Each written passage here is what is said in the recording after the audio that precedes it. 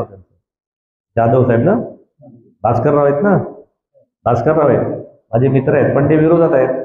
त्यामुळे तुम्ही आजपासून सत्तेतला आमदार प्रमोद जठार हा तुमचा आमदार समजा.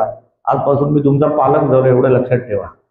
कुंडलिक वगैरे तुम्हाला आमदार नाही असं समजू नका. आपले पालकमंत्री आहेत, इतर मंत्री आहेत, पण शेवटी स्थानिक आमदार लागतो ना.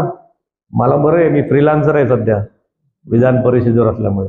जिसका कोई नाही उसका खुदा है यारो. तसं ज्याचं कोण आमदार नाही, ज्यांचे आमदार विरोधी पक्षाचे आहेत ज्या भागात, त्या भागातल्या लोकांना मदत करणं, दॅट इज माय मोटो. माझा मुख्यमंत्री आहे विषयाचा. ऊर्जा मंत्री कोण आहे? सीएम साहेब आहेत. मग काय, मी त्यांच्या आवडतीचा आहे, नावडतीचा नाही आहे. त्यामुळे पत्र घ्या, मी सांगतो ना तुम्हाला प्रश्न कसे सोडवायचे. डोंट वरी. आणि काय मागायचं तुम्हाला त्यांच्याकडे?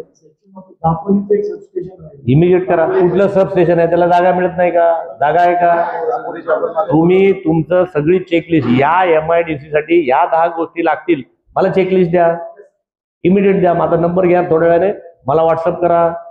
सगळी चेकलिस्ट आजपासून या MIDCचा मी पालकमंत्री असं समजा.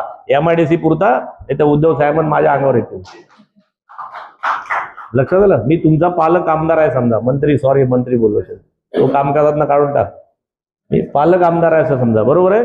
त्यामुळे मी तुमच्या सोबत आहे, अजिबात चिंता करू नका.